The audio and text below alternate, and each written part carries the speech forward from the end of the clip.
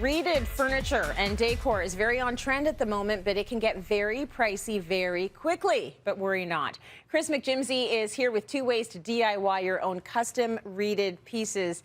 And Chris, before you even start, give us a quick breakdown of exactly what reeded furniture is. This is a trend that is really on right now and anybody can really get behind. So reeded furniture takes the influences from grass, from reeded grass, long linear lengths, right?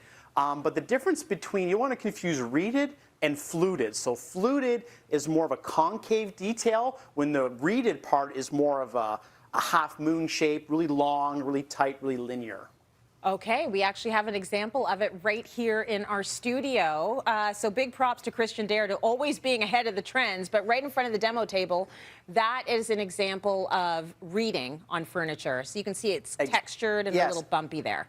Exactly. The Cityline demo table is a really good example of that. Now, recently you did a reeded inspired project. Tell us a little bit about that project. Yes, I helped a mill worker of mine do an install at a hotel recently. We did this whole accent wall of a reeded feature with different depths and details. And the one key component of this I really liked was the coat hook. I hadn't really seen anything like it. So our segment today is going to focus on specifically on the coat hook part of it, just because the whole wall was a pretty big project and would be really expensive to complete as well. It looks incredible, but it does not look cheap. So the good news is you have a budget-friendly version of the reeded-inspired wall hooks, as you mentioned. And Chris, where do we start? Okay, so for simplicity, I think it's best to buy stock material. So instead of getting a table saw, a lot of other complicated tools I think people will be intimidated by, I went and I got just stock pieces of oak. These little 2-inch strips of oak. Going to cut them all down to roughly 10 inches is what I did. So I've basically created the hook part of this like in block format, right? And then what I'm going to do is I'm going to measure down. I measure down 2 inches from the top and then 2 in from the bottom. So you can see I just made a little mark there. Then with my nice square,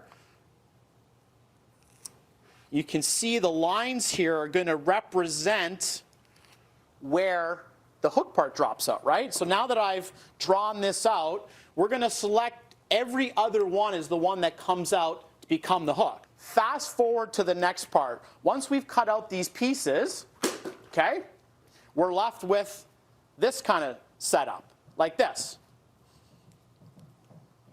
Okay?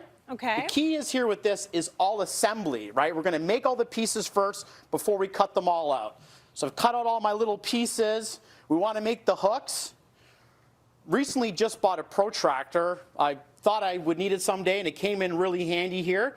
So it helps me create my little half moon here on the end. When was the last time you used a protractor, right? I saw it the other day. I saw you with that angle ruler, and I thought, this is what I'm going to tell my kids today. This is why you need your protractor and your little geometry set, because if you want to do DIYs later, you're going to need it.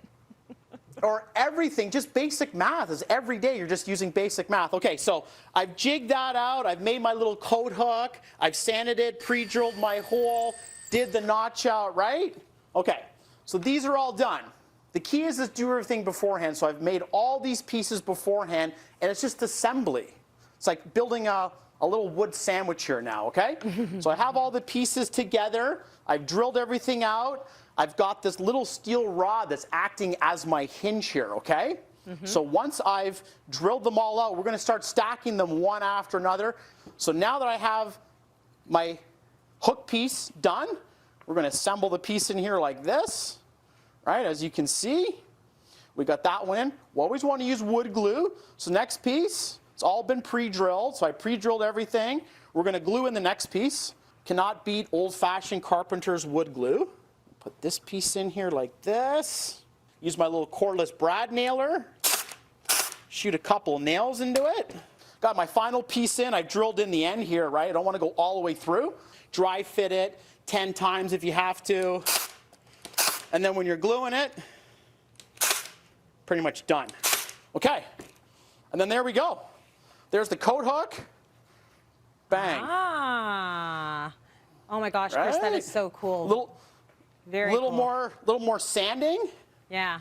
right? But that's it. That's essentially the reeded wall-inspired coat hook Looks that we did at the hotel. And I know you've got another Cool, DIY, right? which is it's a bit more of Okay. a traditional reeded furniture piece. And I can see Yep. that you're starting this one by using a ready-made cabinet. Love that.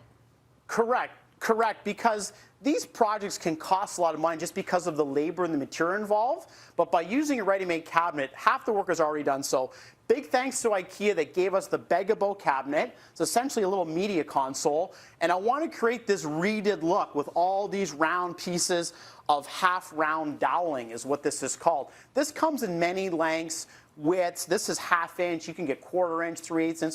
But I just think the look here looks really good with 1/2 inch, and it almost fits perfectly. I kind of lucked out how well it fits. So these are the 2 doors. So I'm working on the second door here. The other sides are done. We always want to use carpenter's wood glue. A little cordless nailer.